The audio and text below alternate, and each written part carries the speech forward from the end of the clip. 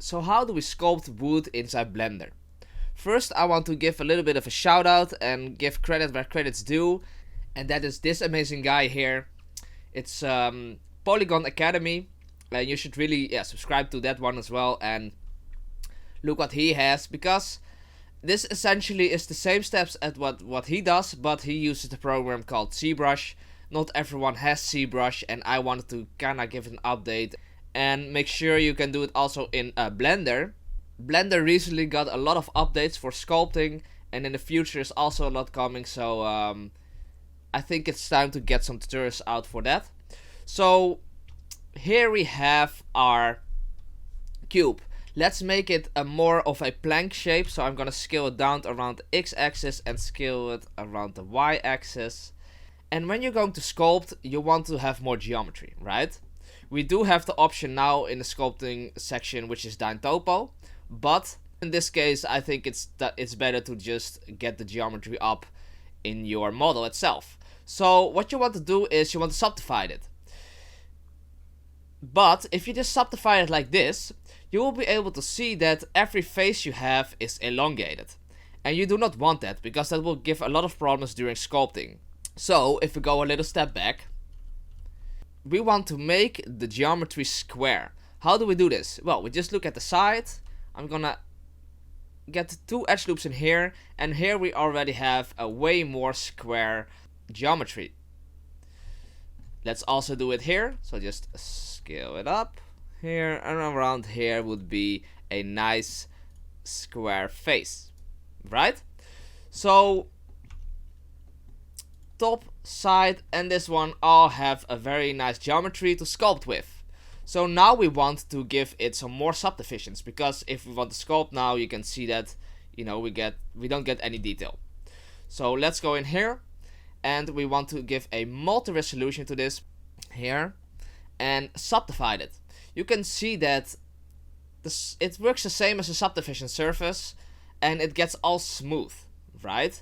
And a plank in my eyes is not that smooth, so what I want to do is I want to go into edit mode, select everything, and just subdivide it like 2 or 3 more times.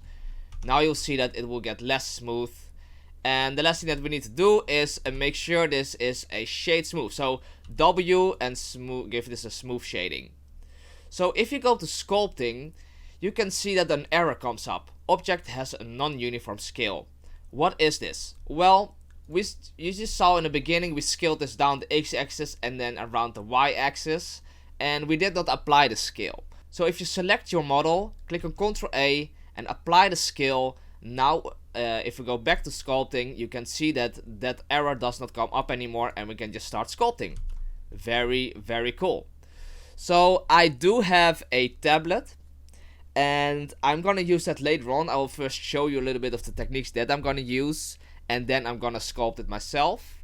But yeah, let's just get in here and let's start talking about making these corners a little bit more flat. So you would normally think, okay, I need to make it flat, so we have a flatten brush, right? Flatten. The problem with a flatten brush, let me make it a little bit bigger, is that it doesn't only flatten, but it actually adds geometry to the side. So it doesn't really do what I am looking for. So I found out that the scrape tool here does actually make it also flat and doesn't add extra geometry to the sides, right? It really just carves away at the geometry that you have. And that is literally what we are looking for here. So with this, you can just start carving away the sides and start creating some of this bevel down here, which can look really cool, especially in more wood. Don't be too precise. It is not a metal, right? So it's not just one super perfect line. The best way to do it is just go over it a few times, and yeah, very, very cool. So if you have done this in all of these sides, I would recommend you start to like build it up even more. So let's say you want a little bit more emphasis on it here, and that will really break up your plank from like far away, right? So there it's a little bit more broken up. Maybe down here we have a little bit more taken away, and you can see that it already gets a very nice shape that way. So what do we do after this step? After this step we grab the clay stripes, and with the clay stripes we can just add some very nice details. So don't put the strength too high, by the way, and I would also go a little bit lower in the radius. But here you can start to sculpt, just try to sculpt a little bit of the veins in there, right? And just get some randomness in here. It doesn't have to be too precise, just do some cool stuff, and this will create, you know, a more of an organic look, let's say. And what you can do with or these places here or the sides, you can kind of carve in a little bit of detail. So let's say I'm carving it in here, so here it will be higher, and here the wood has been or rotten off or been broken off a little bit. And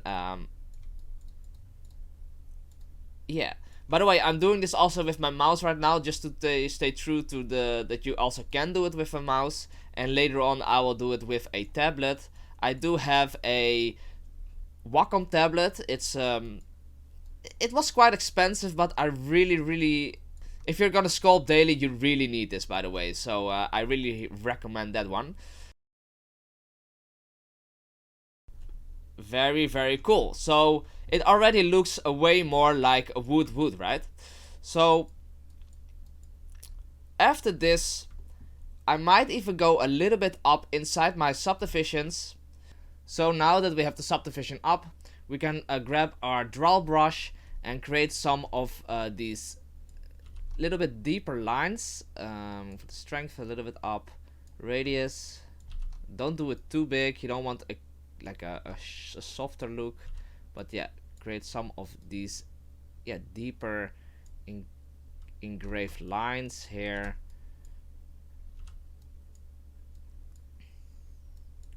And now you're gonna grab the draw sharp, make sure it is quite make sure the radius is fairly low, because you do not want any of the soft look, right? And now you just create some of these very nice horizontal lines, and that will really make it look like wood.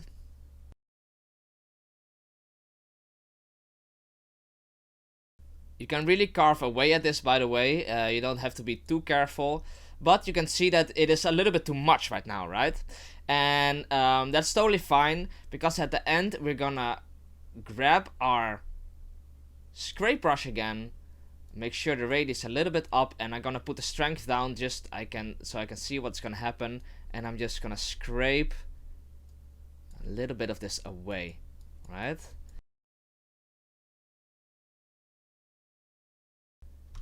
So it's essentially the same what happens when they are making planks from wood. You have a saw, and then after the saw you grind it like smaller or towards the size that you want, and get off the stuff that you don't need. So as you can see, you can very easily create some realistic looking planks, but also if you want to make it more stylized, you can just exaggerate some of these forms that we made. So I hope you guys learned from this. Now I'm just gonna go and really sculpt with my tablet, so you guys can see a little bit of a time lapse of what I will do.